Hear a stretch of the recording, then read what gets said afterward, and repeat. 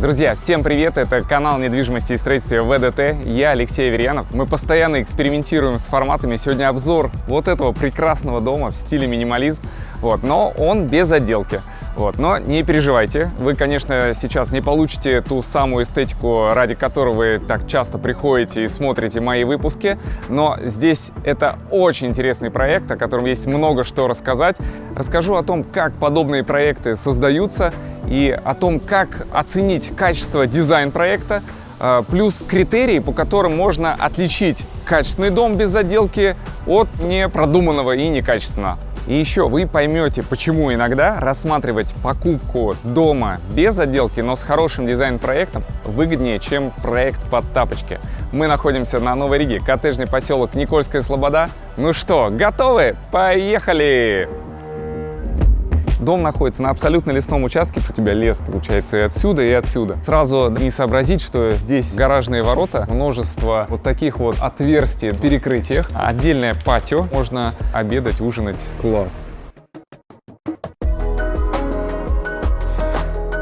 Итак, краткие характеристики проекта. Дом в стиле минимализм, под отделку, площадью 1050 квадратных метров, на участке базово 20 соток с возможностью расширения до 30, в коттеджном поселке Никольская Слобода, в 10 километрах от МКАД по Новорижскому шоссе.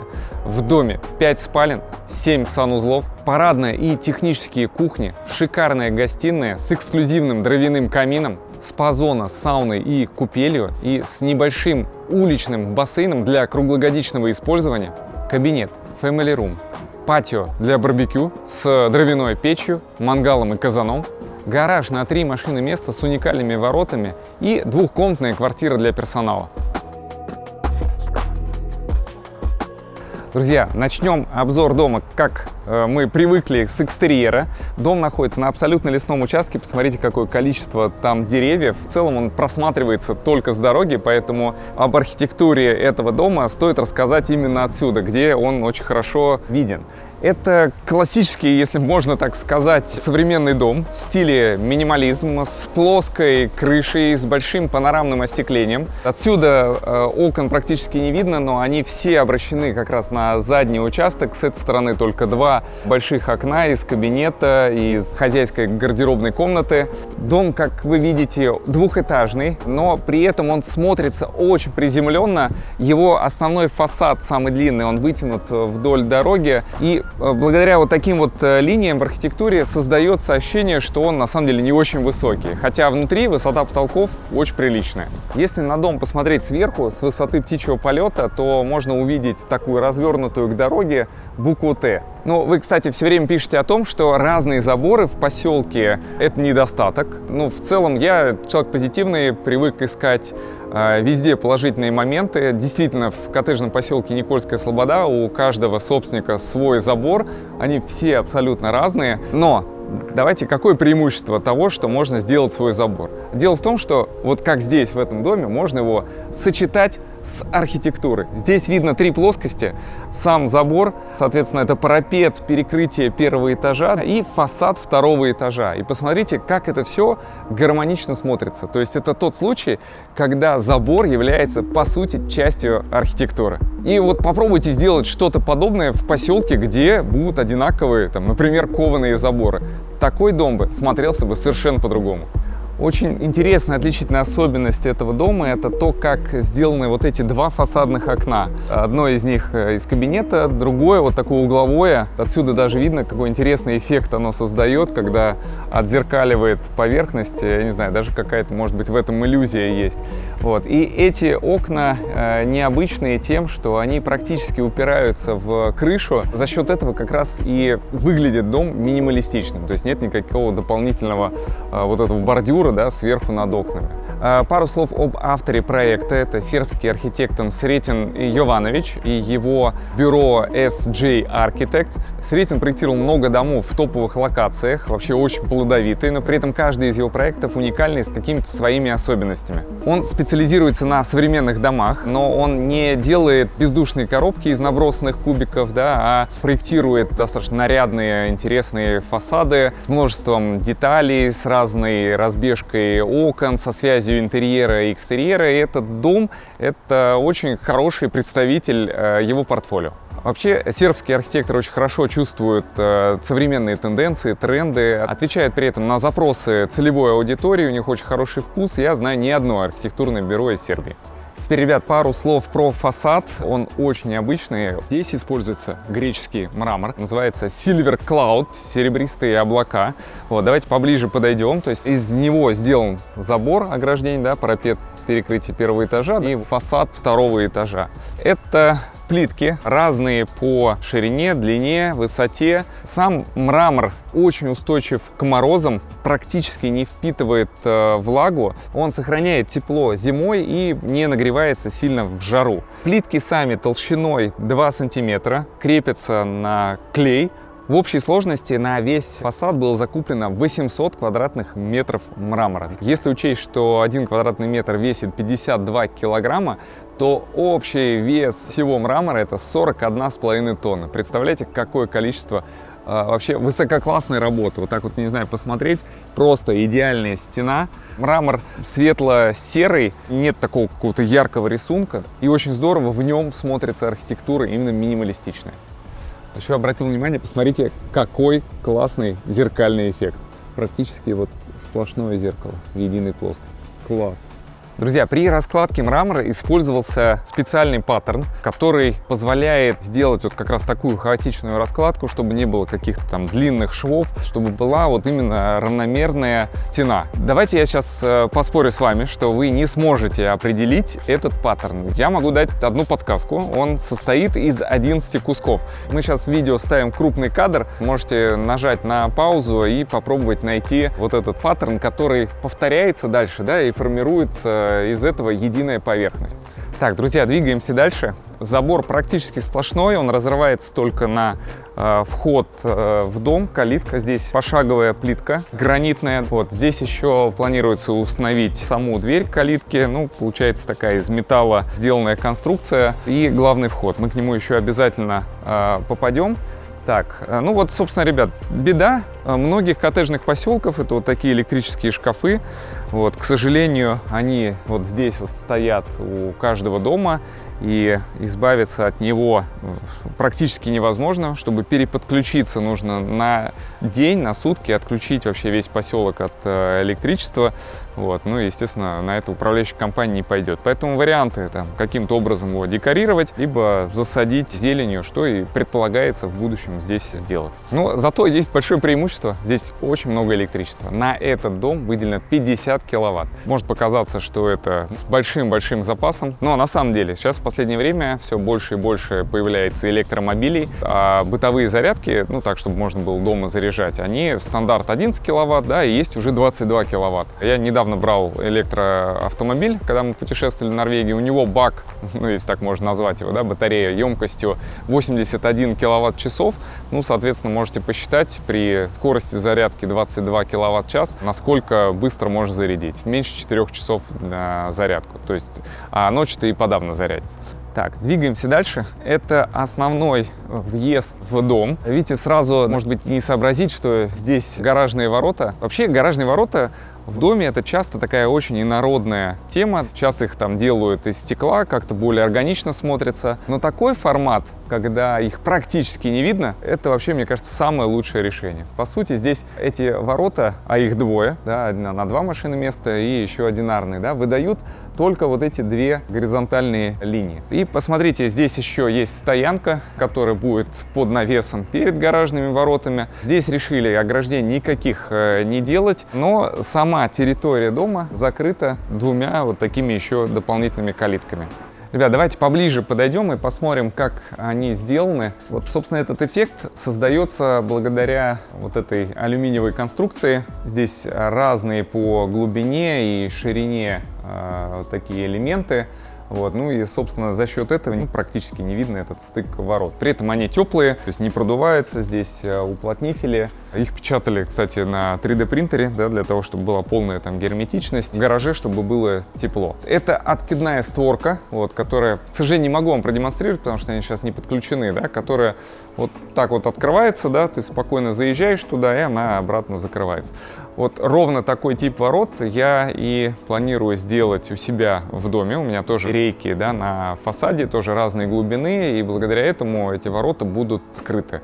Вот. Ну, в моем доме с точки зрения архитектуры это очень важно. Так же, как и на самом деле здесь. Ну, представьте, да, если бы здесь вот были какие-то обычные стандартные гаражные ворота с этими такими горизонтальными секциями. Выглядело бы ужасно. А это решение просто супер. Кстати, делают наши ребята, российская компания. Аналогов, в принципе, в мире и особо нет. Вот искали по всему миру, нашли в результате наших ребят, которые сделали ворота. У меня контактик, если что, есть.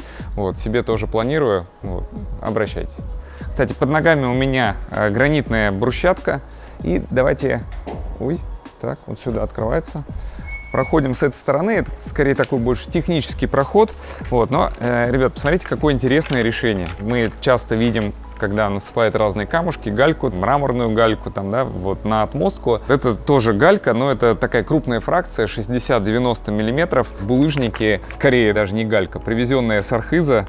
Я присутствовал на моменте, когда, собственно, привезли огромные такие мешки с этой галькой.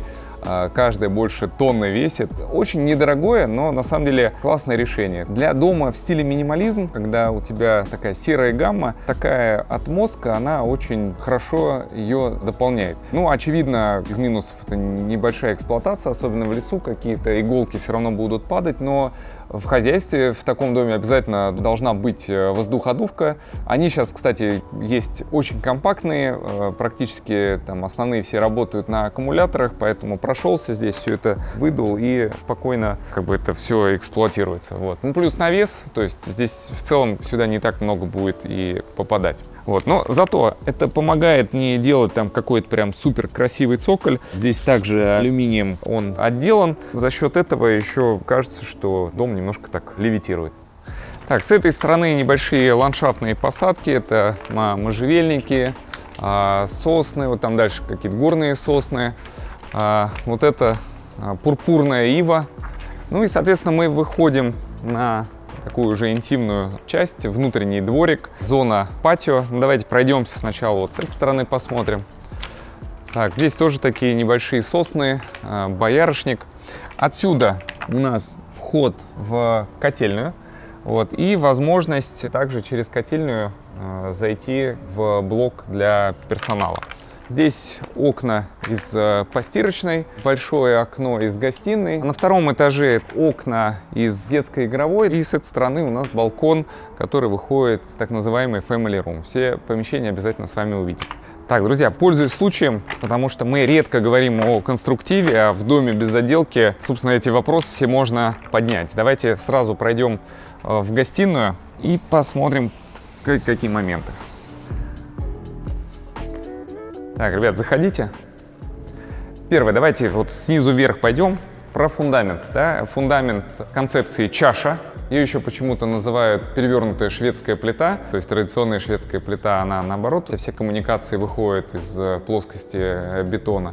Вот. А здесь ее как будто бы развернули. Появились еще дополнительные вот такие ребра жесткости. И вот посмотрите вот это расстояние, потому что чистовой пол будет в уровень как раз вот с окнами, то есть на этом уровне будет у нас напольное покрытие с радиаторами. И вот это пространство, которое можно использовать для прокладки коммуникации. Это очень здорово, особенно для прокладки канализации. Ей по техническим нормам там нужен определенный угол наклона, да, и здесь легко можно все это расположить. И это очень удобно и быстро можно производить работы. Плюс в последнее время пошла тенденция делать вентиляцию через внутрипольные конвекторы. Я у себя, например, в доме также хочу сделать. Также все воздуховоды можно здесь спокойно будет проложить. Далее все это засыпается керамзитом, делается стяжка, подготовка под финишное напольное покрытие, ну и, собственно, будет уже основной пол.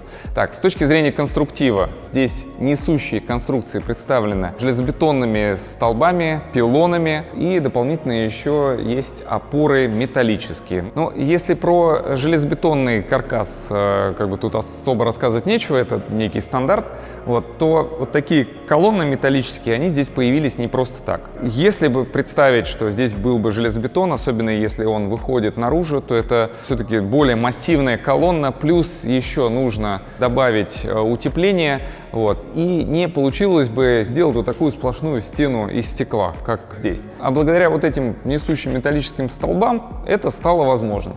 Но обратите внимание, они защищены, потому что они уже полностью финишно покрашены, для того, чтобы в дальнейшем при отделке уже не красить. Сделаны они и покрашены очень ровно, красиво, в заводских условиях. Соответственно, уже не будут запачканы окна. Ну и, собственно, синергия вот такого железобетонного каркаса с металлическим позволила расширить количество остекления до 50% от площади всего фасада. Представляете? А заполнение стен на первом этаже сделано из керамических блоков Паратерм 380 мм плюс утепление. На втором этаже уже двойной щелевой кирпич, дальше утеплитель, небольшой воздушный зазор и полнотелый кирпич для того, чтобы можно было надежно закрепить ту самую мраморную плитку, которую мы с вами видели. Перекрытия, как вы можете видеть, монолитные. Вот. Ну и давайте немножко сейчас про фасад. Начнем с окон. Здесь использованы разные профильные системы от нескольких производителей. Вот эти раздвижки, например, сделаны из Шуко, даже наклейки еще не сняли. Портальная дверь, которая как раз позволяет вот так вот все раскрыть и объединить пространство, сделать такую интеграцию барбекю-зоны, да, и зоны кухни-столовой. Очень круто. Друзья, ну, конечно, про окна лучше говорить снаружи, вот, и самый лучший фасад для этого вот тот. Давайте быстренько туда пробежимся. Слушайте, ну согласитесь, конечно, это уже совсем другой вид, чем то, что мы видели с дороги. Здесь как раз видно сплошное просто остекление. Стекла, кстати, Guardian, они с небольшим зеркальным эффектом. Они отражают абсолютно лес. Ты когда вот здесь стоишь, у тебя лес получается и отсюда, и отсюда. Очень круто все это смотрится. Общая площадь светопрозрачки по всему дому — это 446 квадратных метров. Как я уже сказал, 50% всего фасада и 42,5% от площади дома. Мы недавно делали интересное исследование, сколько в доме с большими панорамными окнами будет процент площади остекления от площади дома, да, не фасадов, а именно площади дома. Вот, и получилось, что в среднем получается где-то в районе 25-30%, а здесь аж 42%. У меня в моем доме уже точно будет больше 40% площадь остекления. Вот, на самом деле этого бояться не стоит, очень много опасений. Все ролики, которые я выкладываю с большими панорамными окнами, они, во-первых, набирают много просмотров, во-вторых, все комментарии связаны с тем, как это отапливать, это просто будет деньги на ветер и так далее. Ребят, современные и стекла, и стеклопакеты, они достаточно энергоэффективные. Ну и нужно помнить еще, да, что на самом деле тепло еще, оно выходит не только через окна и стены, да, оно выходит через фундамент, через крышу, через систему вентиляции, например, и это гораздо тоже большие затраты. И если речь идет именно про отопление газовое, то вообще бояться такой площади остекления не стоит. Мы, кстати, недавно тоже посчитали, что стоимость стены с учетом внутренней отделки, внешней отделки, да, там, утепления и стоимость окна за квадратный метр примерно схожи. Да? То есть, если вдруг вы думаете, что можно на окнах там сэкономить, ничего подобного. Вот. Ну, естественно, здесь нужно найти баланс между функционалом и внешним видом, потому что, ну, сделать полностью стеклянный дом тоже неправильно. Должны создаваться, вот как здесь, например, какие-то глухие зоны для размещения мебели. Опять же, все это очень сильно зависит от места, где находится дом. Особенно здорово делать в лесу дома с панорамными окнами. Если еще и соседи далеко, то вообще супер. Ну и немножко еще по фасаду вы уже видели на первом этаже. Это отделка алюминиевыми ламелями кассетного типа, крепится на подсистему. Сама подсистема крепится на химические анкера, естественно, там зазор, утеплитель. По сути, это такой вент-фасад. Эта отделка задает, в принципе, всю цветовую стилистику дома. Это такой темный серый цвет, антрацитовый даже скорее. Абсолютно одинаковая покраска вместе с окнами. Парапеты крыши тоже отделаны таким цветом, да, плюс флюгарки наверху тоже антрацитовые. Это вот очень здорово сочетается со светлым серым мрамором. Так, ну и, конечно же, здесь плоская крыша, как практически у любого современного дома. Вот, там внутренняя, естественно, разуклонка, чтобы вода уходила. И внутренние воронки подогреваемые, да, и дальше они проходят через стены, они утеплены, то есть не будет никакого конденсата, бесшумные трубы стоят. Вот, так что вся вода переливается и идет в ливневую канализацию. И пару слов еще про остекление. Очень много видно структурных стыков угловых, где просто стеклопакеты приходят друг к другу, и там нет каких-то массивных стоек. Это и на втором этаже угол, и вот на первом этаже тоже. это, конечно, добавляет минимализма этому дому. Друзья, ну я совсем увлекся рассказом про конструктив и фасад дома и забыл вам рассказать про барбекю-зону. Пойдемте.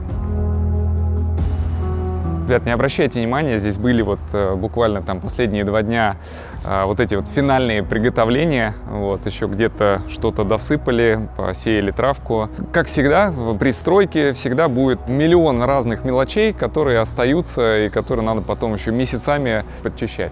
Итак, вот она, отдельная патио, или, можно сказать, барбекю-зона в стиле тоже минимализм. Очень легкая конструкция за счет вот этих металлических опор. Она находится под навесом. Мы сейчас приложим визуализации, и вы поймете, что здесь располагается такой остров с несколькими посадочными местами, зона готовки. С этой стороны большая дровяная печь, мангал, и здесь еще место для казана. То есть можно прям заниматься такой вот правильной уличной готовкой. Все это непосредственно рядом находится с домом, то есть можно быстренько перебежать. Ну и вот за счет того, что мы можем раздвинуть вот этот портал, можем даже общаться с гостями, находясь здесь. По визуализациям здесь находится небольшая такая диванная зона со столиком, но по факту можно вместо нее поставить полноценный обеденный стол и обедать, ужинать здесь на патио. Еще, когда рассматривал визуализации, обратил внимание, что вот здесь вот висят такие вентиляторы, обычно не свойственные для дизайна наших объектов, да, это больше такая американская история. Ну, на самом деле, вот сейчас-то ветерок дует, а если бы здесь был штиль и была бы, например, жара, то можно было бы включить и было бы очень комфортно. Ну и плюс еще для визуала и антуража дополнительный вклад. Так, ребят, хотел вам рассказать про химический анкер, потому что здесь очень хорошо было видно, снаружи крепили фасад, вот эта стена была не отделана, и прям было видно все внутренности, да, что это такое вообще химический анкер. Вот. Ну, с одной стороны, вроде бы сейчас вывели и закрыли все, и сделали красивую стену, вот, визуально здорово, но я вам все равно про химический анкер расскажу. Вот. Дело в том, что если нужно что-то массивное прикрепить к материалу не очень плотному, а это, например, кирпич щелевой, да, или там вот как керамические блоки на первом этаже, да, вот вся эта подсистема алюминиевая, она висит как раз на этих химических анкерах. Если ты просто туда какой-то там болт, да, загонишь, да, то оно все не выдержит, да, будет болтаться. Что такое химический анкер? Это специальная колба, вот, в которую наливается двухкомпонентная жидкость на основе синтетических смол, которая выдавливается через мелкие отверстия, заполняет внутреннее пространство. В этот колбу-дюпель, да, уже вставляется там штифт, и вся эта конструкция, когда застывает, становится монолитной. Поэтому вот такие пористые материалы еще там для ракушечника используют, в пенобетонных блоках тоже, спокойно может выдерживать. Используется как во внешней отделке, так и внутри, например, если тебе нужно что-то массивное, телевизор, например, закрепить на стену из керамических блоков. Вот такая вот интересная штука. Я раньше не видел, вот здесь просто были, ну, видно, как она выглядит изнутри. Но мы обязательно картиночки найдем и вам сюда вставим для наглядности.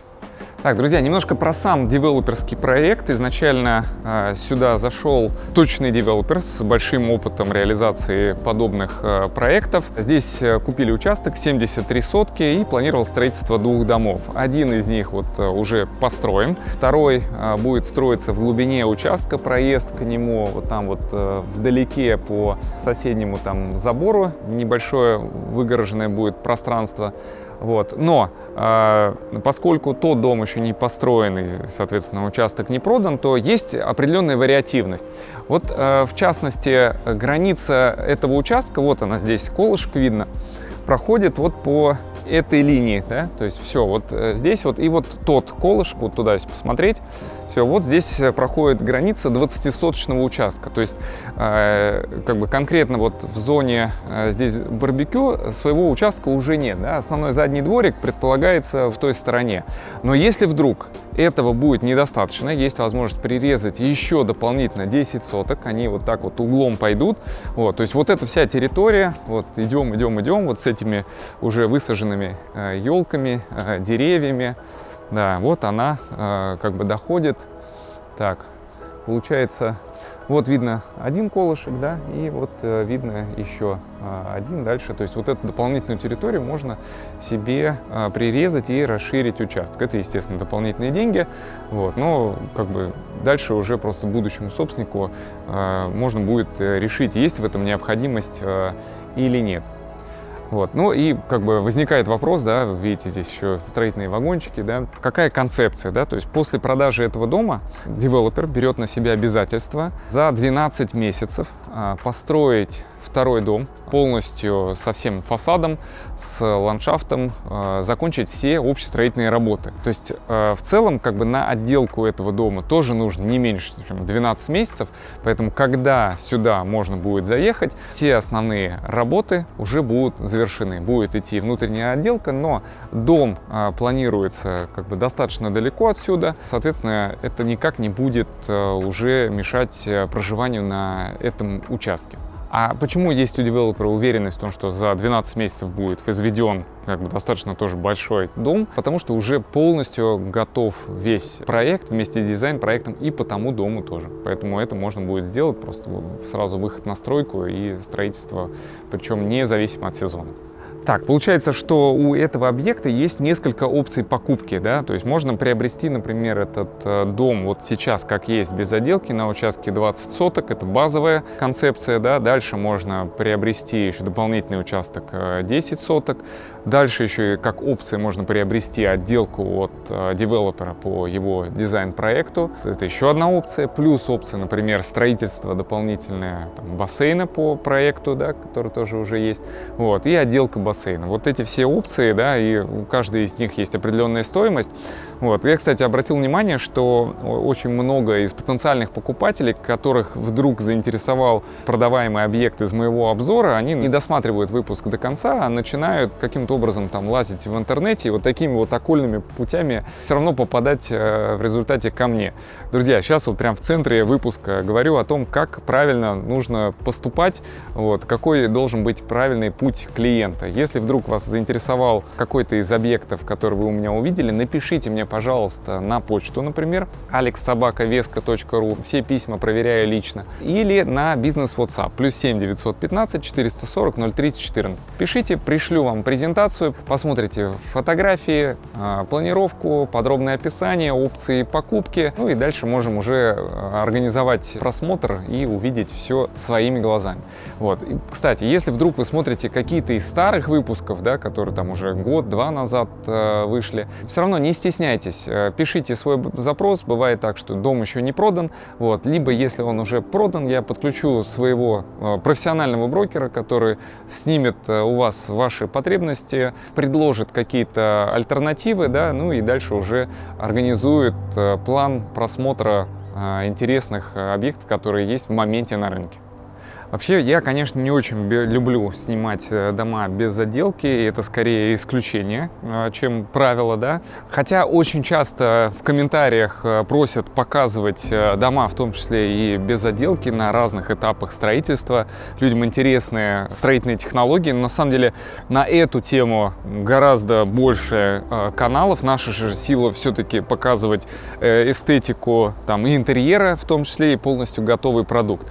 Вот. Хотя я снимал несколько домов без отделки, и все они проданы, да, это и геометрический дом в Горках Шестых, это и дом в неоготическом стиле от Татана Кузимбаева в Лианозово, это и дом-яхта в коттеджном поселке Новорижский и стеклянный дом «Айсберг» здесь же, в Никольской Слободе. Иногда попадаются действительно очень интересные дома, которые можно показать и без отделки. Вообще мы как бы занимаемся эксклюзивной продажей этого дома, и также мы обычно беремся за продажу полностью готовых домов, потому что, ну, все-таки ликвидность домов без отделки, да, она гораздо меньше. И на рынке сейчас существует много домов, так называемых, да, там, со свободной планировкой, без отделки, дальше там, типа, можешь придумать все, что хочешь. Мы их между собой называем коробками, вот, но на самом деле коробка коробке рознь. Вот, и я хочу здесь рассказать те отличительные критерии, да, почему, например, такой дом, да, с таким подходом, он на самом деле ликвидный. Потому что этот проект начали строить с полностью готовой всей документацией. Это инженерные проекты и дизайн-проект. Здесь подход такой, что визуализация интерьера, и мы это увидим внутри, они полностью продуманы, они содержат как бы уже полностью спецификацию всех выбранных позиций, да, это не просто какое-то абстрактное там кресло или там камин, вот, это полная спецификация, я ее видел, там больше 400 позиций по каждому там предмету мебели, и конкретно ты ее берешь и покупаешь, да, и оно встает вот там на свое место. Плюс изначальная архитектура, да, она уже предполагает возможность размещения вот этой внутренней, очень продуманной планировки. И мы часто видим коробки, да, с огромной площадью, и типа там кажется, что ты можешь разместить большой функционал, но на самом деле, когда начинаешь уже чертить, понимаешь, что это совершенно не так. То окна не там находятся, да, то как бы коридоры слишком большие получаются. Вот. Здесь же как раз комфорт проживания, да, в будущем, он продуман изначально. И человек, который будет принимать решение о покупке дома, он уже будет видеть эти качественные визуализации, да, и четко понимать, на самом деле, что из себя будет представлять этот дом. Вот. А почему выгодно это предложение? Да, действительно, сейчас на рынке очень немного готовых полностью решений там, под ключ. Те дома, которые появляются, очень быстро уходят и по крайне высоким ценам. Очевидно, что профессионалы, которые этим занимаются, да, точечные девелоперы, хотят на этом заработать. Спрос, к сожалению, там, или, может быть, к счастью, да, смотря для кого, превышает предложение. Вот, поэтому есть возможность, да, приобрести очень крутой дом в хорошей локации, да, с правильными всеми техническими характеристиками, но за счет того, что отделка еще не сделана, да, то можно это сделать просто гораздо выгоднее. Да, придется 12 месяцев примерно подождать, вот, но если как бы отдать производство работ профессионалам, тем же, кто строил этот дом, вот, то получится гарантированно классный результат, да, вот, ну, правда, с небольшой отсрочкой. И, ну, это будет однозначно дешевле, чем если бы этот дом продавался полностью под ключ. Ну и, собственно, вот, ребят, для того, чтобы наглядно продемонстрировать, надел футболку «Современно, дорого, ликвидно». Это ровно про этот объект.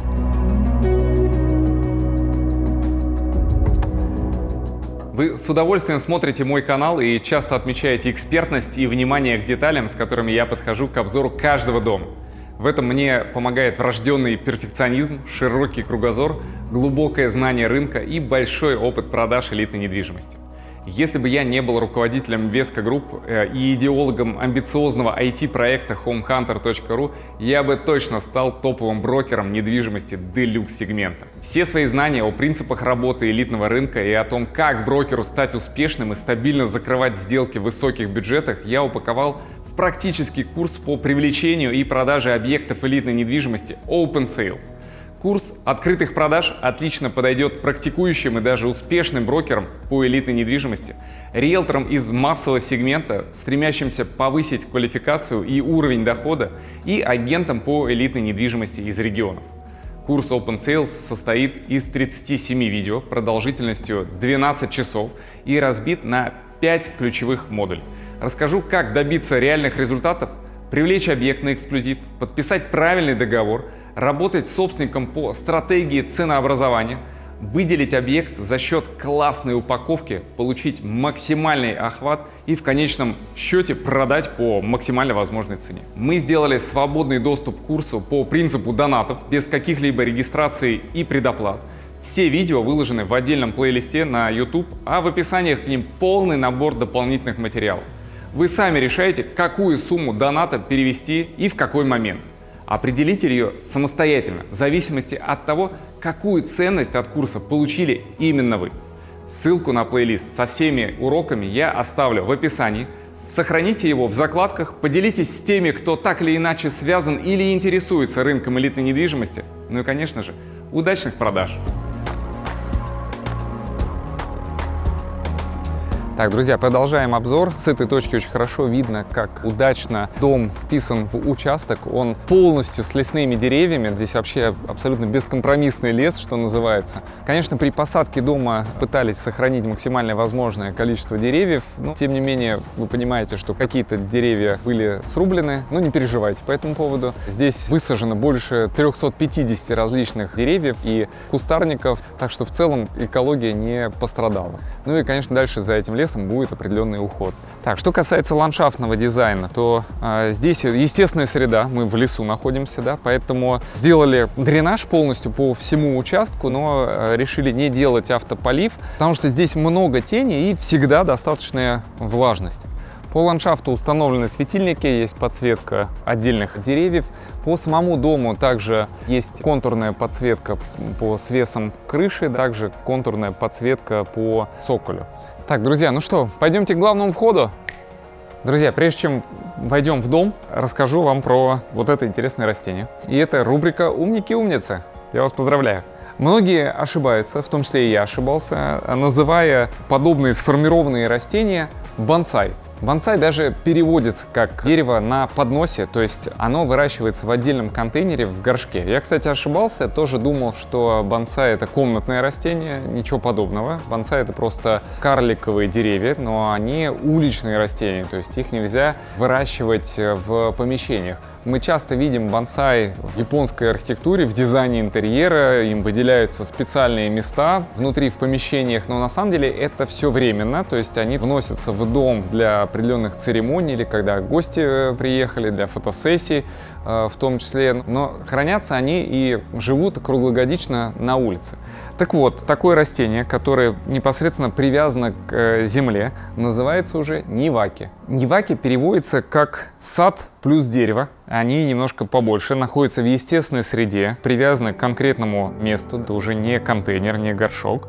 Ниваки может быть абсолютно любой высоты, но в данном случае оно где-то в районе там 1,65 м, 1,70 м. И здесь его особенность в том, что из обычного дерева формируют искусственным образом вот некую интересную форму. Это происходит за счет прореживания, обрезки, прищипывания и растяжки. Оно постепенно формируется, вот так вот отделяют какие-то ветки, вот, и получается интересная гармоничная композиция. Но некоторые все равно, даже профессионалы, продолжают называть это садовый бонсай, что на самом деле не совсем верно. Запомните это название — ниваки. Конкретно этому растению 17 лет, выращено в Московской области, то есть абсолютно хорошо подходит для нашей средней полосы. Вот, сюда посадили, оно здесь уживется. Плюс для него создали отличные условия, у него много света. Здесь в доме, вы уже, наверное, заметили, есть множество вот таких вот отверстий в перекрытиях. Это не только функционально, потому что сюда больше поступает солнечного света и плюс естественный полив благодаря дождю, но это еще и элемент архитектурного образа самого дома. Я, на самом деле, такие решения встречал редко. Напишите, пожалуйста, в комментариях, а вам как, нравятся такие архитектурные изыски или нет? Так, друзья, ну вот смотрите, в дом как мы попадаем? Либо со стороны гаража одна калитка, да, либо вот калитка со стороны улицы. Здесь очень глубоким получилось вот это крыльцо. Комфортно здесь расположить и коляску, и велосипед сюда поставить, да, все это под навесом, и сюда даже снег наметать не будет. Здесь одна небольшая ступенька, вот, отделана площадка керамогранитом, и входная дверь, она также отделана ламелями из алюминия. Очень хорошо вписывается в единую концепцию, даже ручка из такого же материала. Здесь предполагается в будущем автоматизация с точки зрения открывания двери, но пока что оставили ключ. Вот, сама дверь массивная, очень высокая, вот, но легко открывается, и внутри в холле будет светло благодаря как раз вот этим двум окнам практически до потолка. Так, ну что, заходим внутрь, прошу вас. Так, друзья, ну, конечно, такой вот голый дом без отделки показывать сложно, вот, но все-таки я считаю, что у меня аудитория, она с воображением, поэтому я думаю, что вы можете себе это все визуализировать. Плюс очень много визуализаций. Я себе даже для таких шпаргалочек вот развесил на стены, чтобы можно было это все словами описать, а мы для вас вставим их, и вы все это хорошо можете себе представить. Дизайн интерьера, дизайн-проект выполнен архитектурным бюро НИДО, и здесь предполагается нравится теплый минимализм, очень светлые помещения, пространства, стильные, с отдельными такими цветовыми акцентами, ненавязчивыми. Вообще, знаете, что стал замечать, да, что если вдруг дом строится на продажу, то лучше его делать именно в светлых тонах. Часто делают такие брутальные интерьеры. Мы такие дома тоже продавали, и даже и у нас были такие девелоперские проекты. Но все-таки аудитория потенциальных покупателей, кто рассматривает более светлый интерьер, она гораздо больше. Поэтому, если вдруг планируете даже для себя делать интерьер, рассмотрите с точки зрения будущей ликвидности и будущей продажи создание именно все-таки светлого интерьера. Так, друзья, у меня здесь висит план для того, чтобы вас немного сориентировать. Так, давайте что-нибудь найдем. О, вот маленький кусочек арматуры. Так, это план первого этажа. И условно, чтобы у вас было представление, его можно разбить на 3 зоны. Да? Это первая техническая зона, куда входит гараж, лестничная площадка для прохода на 2-й этаж в зону обслуживающего персонала. Вход в котельную мы с вами видели снаружи. Также можно пройти через гараж и вот здесь вот под лестницей. Вот. Здесь еще есть отдельно кладовая, постирочная, да, с отдельным окном. Сюда же приходит бельепровод. Вот. Дальше у нас идет жилая зона, да, которая включает в себя кухню-гостиную 123 квадратных метра. Вот. И при кухне есть еще техническая черновая кухня 13 квадратных метров. Вот. При входе гардероб с гостевым санузлом. И здесь у нас есть еще гостевая спальня. И дальше начинается досуговый блок, который включает в себя спа, сауну, раздевалку, свой санузел, купель, массажную комнату и выход к уличному бассейну. Достаточно понятная, логичная планировка. Так, друзья, давайте теперь эту планировку рассмотрим здесь уже в живом виде. Входим через главный вход. С левой стороны у нас большая, просторная и очень светлая гардеробная комната вот с таким вот огромным окном. Отсюда как раз видно то самое дерево Ниваки. Вход в гардеробную осуществляется как со стороны главного входа, так и со стороны гаража, да? Но не напрямую, потому что многие вот такие проходные, соединяющиеся гардеробные там с гаражом, критикуют, да, то, что туда может какой-то запах там и на одежде остаться там и так далее. Поэтому здесь просто из гаража выходим, да, и отдельно есть вход в эту гардеробную. В центральной части здесь санузел гостевой, да, у него вход скрыт со стороны там жилой части, вот. Ну и, собственно, сам гараж. Он на 3 машины места. Одни большие ворота, здесь 2 машины встают, и одни ворота поменьше, соответственно, еще 1 машина встает. Между ними еще достаточно большое расстояние, то есть очень здорово можно поставить просторно машины, можно хорошо и там широко открывать двери. Посмотрите, как выглядят ворота с внутренней стороны. Это вот такой вот металлический каркас, соответственно, снаружи мы видели эту обшивку. С этой стороны тоже очень красиво можно отделать под дизайн непосредственно гаража, да, и можно использовать, по сути, любую отделку. Такой вариант невозможен, когда мы используем стандартные гаражные ворота. Ну и, соответственно, вот эта большая створка, она вот так вот раз, открывается, сюда заезжает, высоты потолков более чем достаточно. Отсюда у нас проход на лестницу как раз в квартиру для обслуживающего персонала, и есть проход в котельную. Здесь небольшое хранилище. Вот. С точки зрения инженерки, здесь все разработанные необходимые проекты, вся есть документация, предполагается и установка приточно-вытяжной вентиляции, да, с увлажнением. Установку саму предполагается установить вот в подпотолочном пространстве гаража. Так, давайте я еще сверюсь, что здесь есть по проектам. Так, система стабилизации электросети Орион, да, система очистки воды, ну, обязательно, куда же без нее. Центральная система увлажнения воздуха, Aquair. Бесшовный Wi-Fi тоже запроектирован. Усиление сотовой связи. Ребята, на самом деле в Никольской Слободе есть места, где очень плохо ловит сотовая связь, и без этого просто не обойтись. Вот я сейчас нахожусь в доме, да, и вообще ноль, стаканчик пустой, ничего не ловит. Поэтому обязательно нужно систему усиления в таких домах ставить. Система пожарной сигнализации Болит, система контроля доступа MiFair, Вот, система обогрева ливневой канализации, система центрального бельесброса. Слушайте, как интересно назвали бельепровод, да? Мы обычно это так называем. Вот, можно себе взять на вооружение, звучит прям очень мощно. Центральный бельесброс. Так, давайте двигаться дальше по планировке. Вот это помещение отдано под постирочную, у нее есть окно. А дальше интересная комбинация. Это помещение технической кухни. У нее есть два входа со стороны гаража, очень удобно, потому что можно занести продукты, и выход непосредственно на саму кухню. Вот. На самом деле размещение технической кухни — это очень крутое решение, которое, это тренд, я бы сказал, там, последних нескольких лет практически во всех там современных домах, там, где площадь позволяет, размещается техническая кухня. Что это позволяет сделать? Позволяет сделать не очень большую основную парадную кухню, тогда ее можно уже совместить с столовой и гостиной, чтобы было единое большое классное пространство. Во-вторых, в техническую кухню можно вынести основные там системы хранения, плюс какую-то готовку для того, чтобы лишние запахи не распространялись на общее жилое помещение, как раз тоже можно организовывать в этом отдельном пространстве, закрывающемся и с хорошей вытяжкой. Вот, в частности, например, духовку в общей части можно вообще не ставить, а духовой шкаф разместить непосредственно в технической кухне. И самое главное, что я все-таки считаю, что это должны быть смежные помещения с входом из основной кухни. Таким образом, это будет максимально функционально. То, что делают техническую кухню на там, цокольном этаже там, с продуктовым лифтом, это вариант возможен, но он уже тогда не совсем хозяйский, это скорее для приходящего шеф-повара. Но такой вариант, когда это все смежные помещения, может эксплуатироваться легко и хозяйкой дома.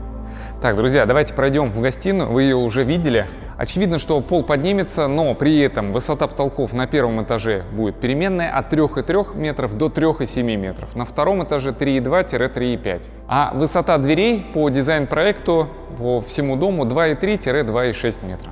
Так, теперь про кухню, да, вот это маленькое окошко находится в помещении технической кухни, а дальше здесь вот таким вот углом встает остров и, соответственно, идет некая группа шкафов. Это очень интересное решение, вот в этой части предполагается такая кофейно-чайная зона с дверцами, которые можно полностью закрыть и сделать невидимым фасад, все будет в единой факторе. Сама дверь, вход в техническую кухню, она также будет отделана таким же материалом, это дверь со скрытой коробкой. То есть, когда это все будет закрыто, это будет просто уголочек с сплошной отделкой, даже не видно будет. Будет очень минималистично и вот этот остров. С этой стороны, соответственно, планируется плита. У нее чуть увеличена столешница, есть такой бордюрчик, для того, чтобы не видно было процесса готовки. Соответственно, здесь у нас мойка, да, ну и с угла холодильник. Вот. Очень удобно, то есть тот самый как бы треугольник между мойкой, плитой, да, и холодильником. Вот. Ну и сразу хопс и вход на техническую кухню. Очень здорово.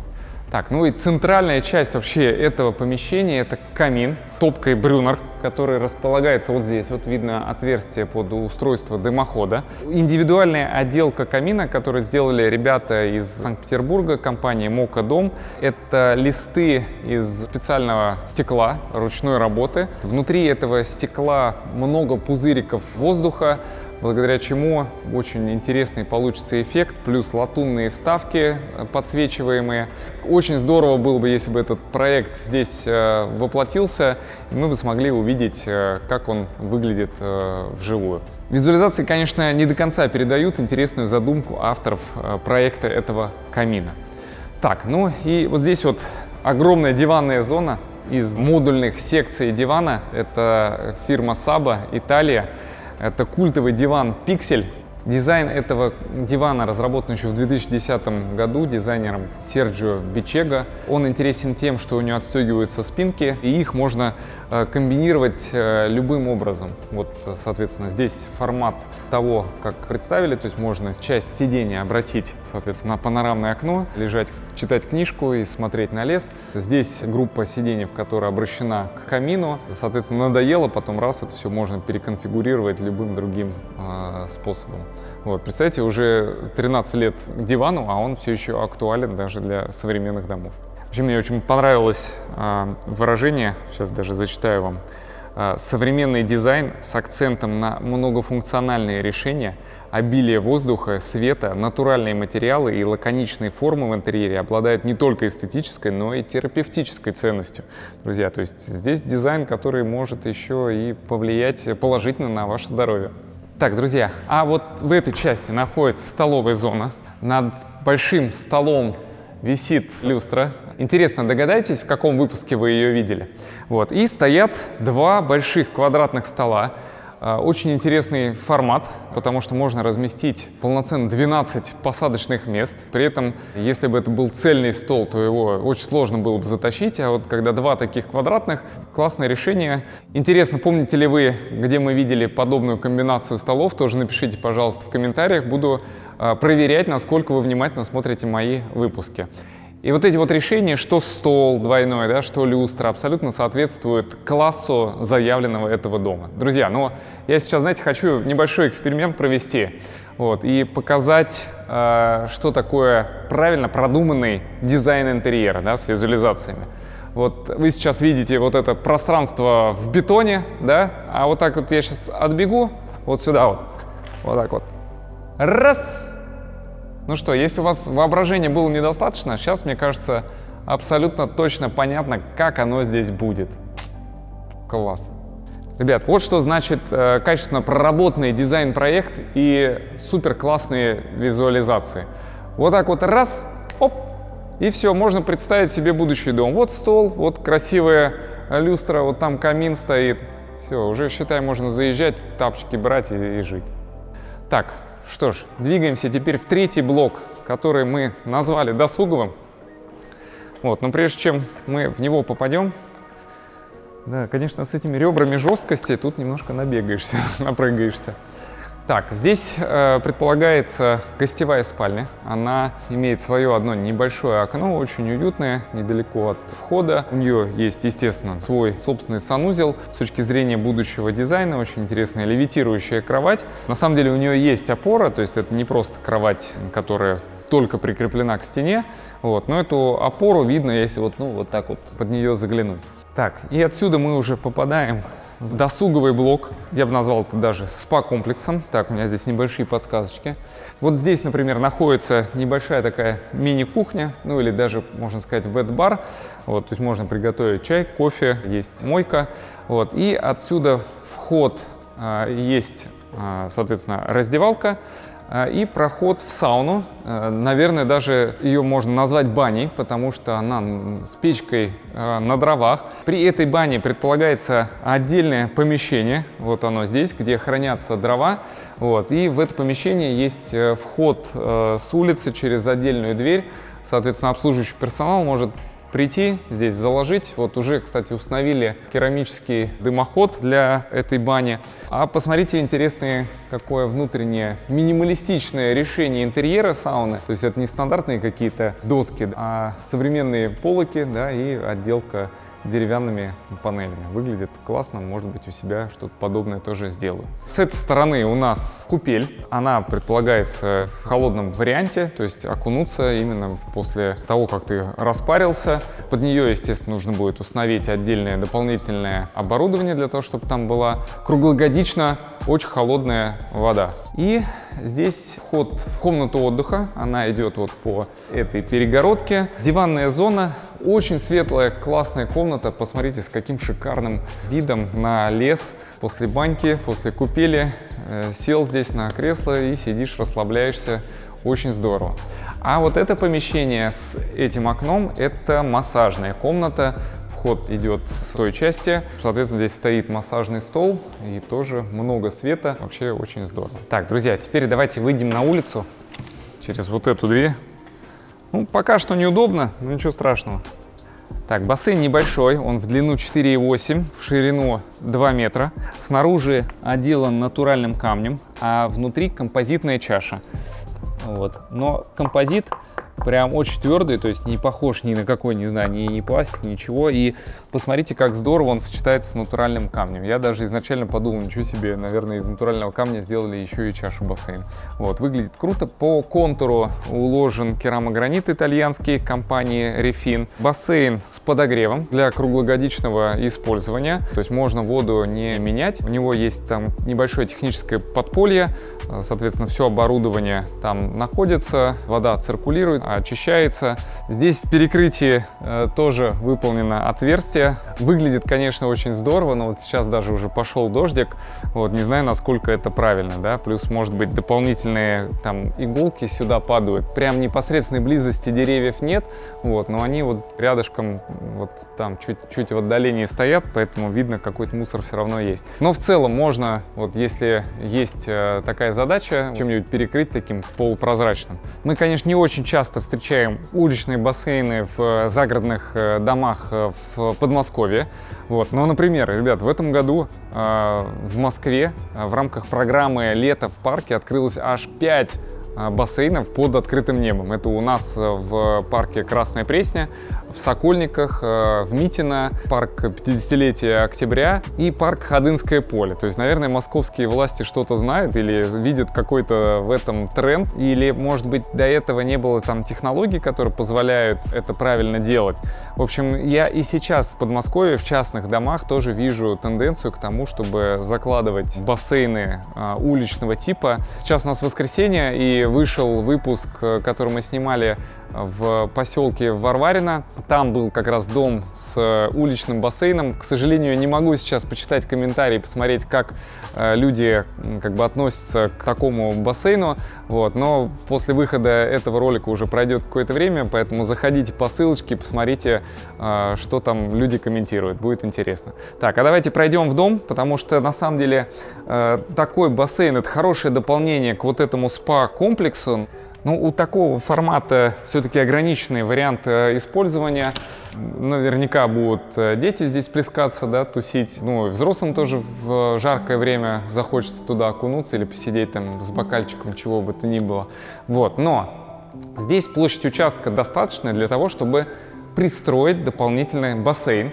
Собственно, я здесь вот распечатал вариант планировки вот этого блока, если бы здесь разместился бассейн. Так, давайте, знаете, как, наверное, я вам разверну его вот так вот. Оп. Так, ребят, чтобы вот как раз нагляднее было видно. Массажная комната переделывается в проходную раздевалку, и дальше галерея, которая ведет к пристройке, в которой находится уже полноценный бассейн. Здесь можно расположить еще один душ. Длина этого бассейна 11 метров.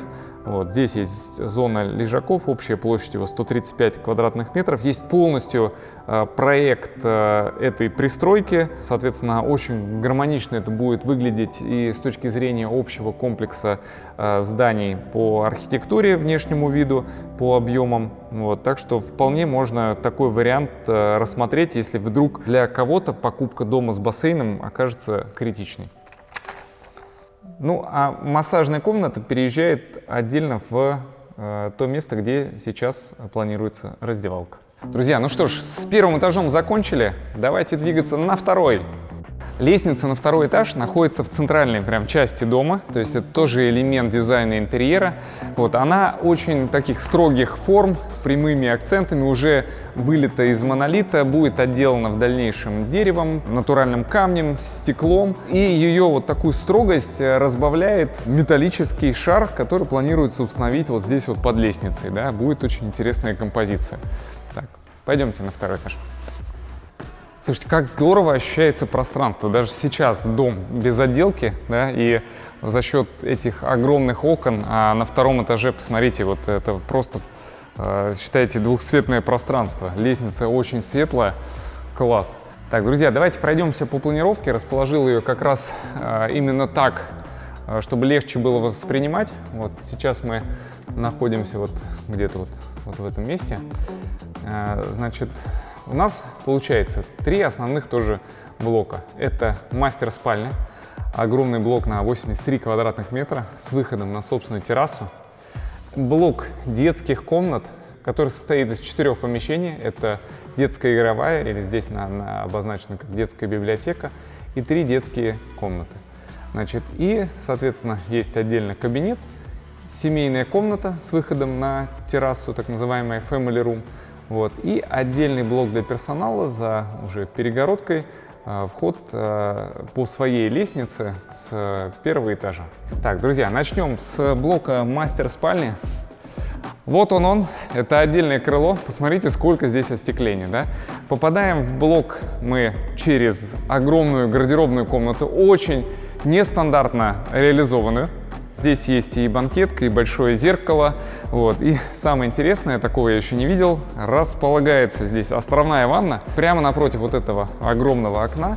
И находится она прямо непосредственно в самой гардеробной комнате.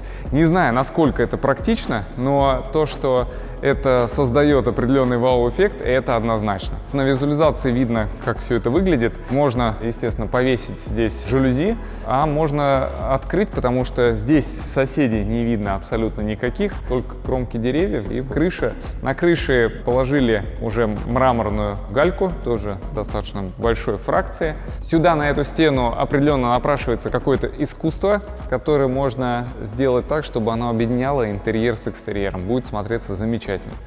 Так, ну и посмотрите вот то самое окно, которое мы видели с главного фасада, со стороны дороги. Очень интересное решение и очень интересный узел. Окно доходит прям непосредственно до крыши. Такой узел встречается не очень часто, но выглядит фантастически, потому что ты, когда вот здесь находишься, ну, отделка потолка появится, ты даже не будешь видеть края этого окна, как будто вообще там в бесконечность уходит это окно. И еще один интересный элемент — это как раз структурное остекление. Здесь это угол внутренний, но мы еще увидим и внешний угол тоже. Значит, еще одна особенность — это то, что гардеробная непосредственно объединена с санузлом. Здесь нет никаких перегородок. Значит, заходим, и здесь 2 раковины для мужа, для жены. В отдельном помещении за закрытой дверью уже находится душевая. И вот с этой стороны находится еще отдельное помещение с унитазом и биде за отдельной дверцей. Друзья, как здорово было бы, конечно, это все снять, когда здесь будет полная отделка, что называется, под тапочки. Так что если вдруг кто-то этот дом купит и доведет до ума именно в том формате, в котором задумали авторы, приглашайте меня, я обязательно покажу, как и что из этого получилось. А однозначно будет не менее интересный выпуск. Ну и мы проходим уже в само помещение спальни. Вот здесь вот выставляется стенка и установлена большая кровать. Шикарное угловое панорамное остекление. Вот, вид на деревья, на лес. Одни сосны, да, вот может быть 3-4 только березки. Вот, остальное все сосны. И вот здесь как раз можно видеть угол структурного остекления, который внутренний, да, он еще более миниатюрный. Ну, к сожалению, конечно, без колонны не обойтись, да, она все-таки выполняет функцию несущей, но она находится в интерьере, ну и она не очень толстая, поэтому сильно вид не будет перекрывать. Так, здесь у нас есть выход на свою собственную террасу. Так, есть часть, которая находится под навесом, вот, она небольшая, и сейчас сделали кровлю именно в формате того, что вот здесь ставится ограждение, да, и только эта часть планируется там под эксплуатацию. Но на самом деле вообще ничего не мешает установить стеклянные ограждения по периметру, да. Здесь сделана разуклонка, вот внутри слив, воронка подогреваемая, вот, и также можно полностью это пространство все эксплуатировать. И закрыть можно гештальт об утреннем кофе на своей террасе. Природа, красота. Единственное, конечно, дождик усиливается, поэтому раз вот так вот под навес зашел и любуешься этой красотой, не промокнешь. Пойдемте. Вот это отверстие, это белипровод, который планируется здесь и попадает прямо непосредственно в постирочную. Там внизу можно поставить большую корзину для белья. Находится он по центру 2-го этажа, то есть можно белье и из главной спальни, и из детского блока прямо сюда сбрасывать, вот, не ходить на 1-й этаж. Вот. Сейчас мы практически в каждом доме такие варианты делаем.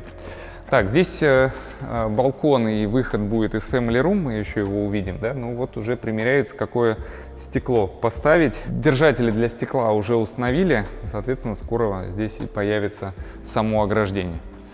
Так, и вот интересный вариант, как можно использовать вот такое пространство. Это некая общая территория, холл, да, перед 3 детскими спальнями. Такая буферная зона некая, да, и из нее можно сделать игровую детскую комнату, некое пространство, где дети совместно проводят досуг. Также можно организовать здесь библиотеку, занятия там с репетитором, чтобы не в своей комнате это делать. Просторная и при этом очень светлое помещение с интересным дизайном. Очень понравились мне на визуализациях такие современные кресла, кушетки можно их даже назвать. Интересная современная форма, класс. Ну и, собственно, вот у нас здесь идут 1, 2 и 3 детские комнаты. Все они выходят окнами на одну сторону. У них есть общий длинный балкон. У каждого есть выход на этот балкон. Если дети и поссорятся, то точно не из-за того, куда выходят окна и у кого есть балкон. Давайте начнем мы вот с этой комнаты. Она самая большая, площадью 46 квадратных метров. Она имеет еще одно дополнительное окно. У нее есть свой санузел и своя гардеробная комната. Вот здесь вот интересный вариант расположения кровати. В изголовье такой яркий желтый рисунок. Ну, очевидно, что это просто некое предположение дизайнера, а дальше уже сам дизайн комнаты, цветовые решения можно подобрать в зависимости от пола и возраста ребенка, собственника, который приобретет этот дом. С этой стороны стоит рабочий стол. Здесь небольшая такая лаунж-зона с отдельно стоящим креслом-кушеткой. И выход на балкон. Дверь открываем и выходим. Здесь тоже крепление установили. Вот, но пока что ограждения самого нет. Ну, красота же, а? Мне кажется, детям очень понравится. Иметь такое свое собственное личное пространство — вообще класс.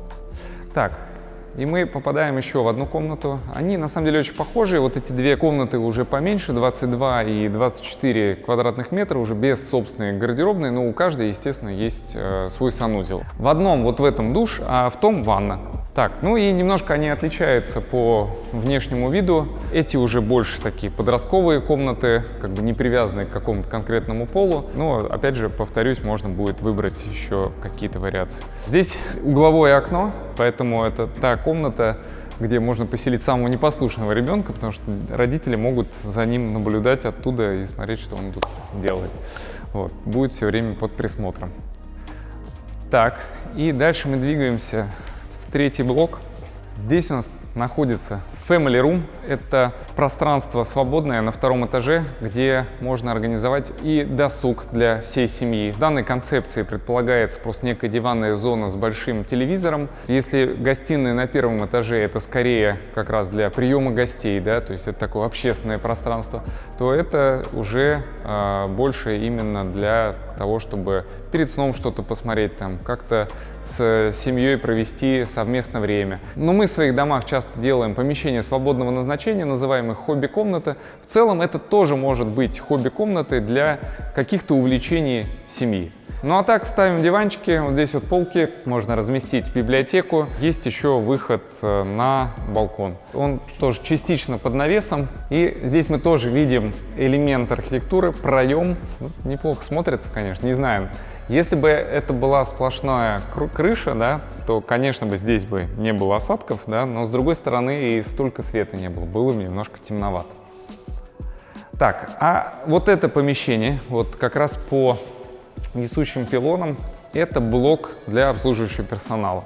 Отдельный вход со своей лестницы, 2 небольшие комнаты, гостиная, кухня. В общем, тот самый необходимый минимум, который должен быть, он здесь есть. Так, ну и последнее помещение мы забыли. Это шикарный кабинет.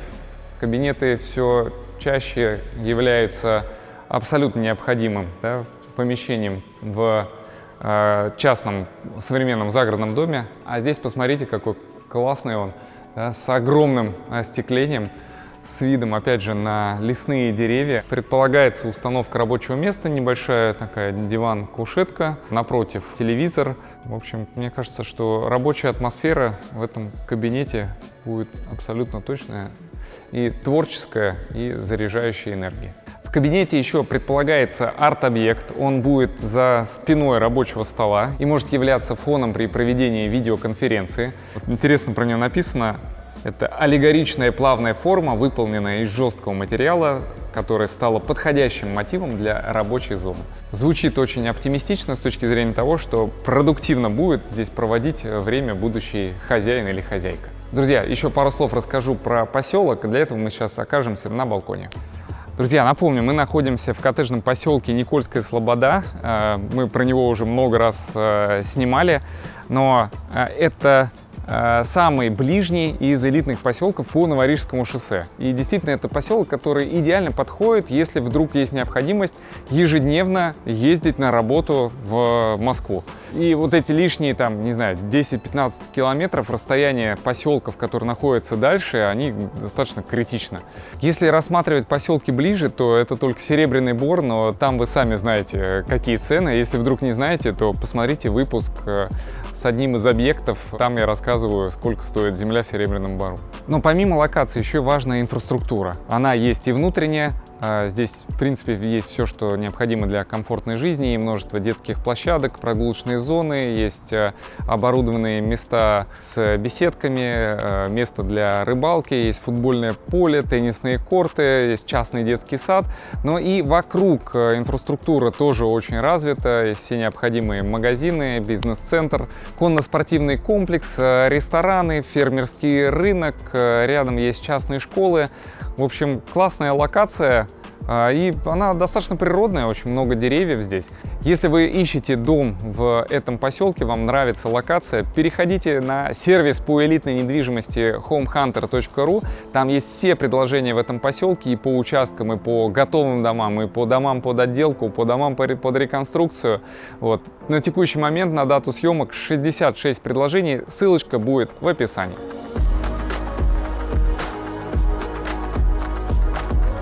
Друзья, спасибо, что досмотрели этот выпуск до конца. Помните, что я отвечаю на все комментарии, поэтому любые мысли, даже если это критика или наоборот одобрение, пишите, пожалуйста, я обязательно посмотрю.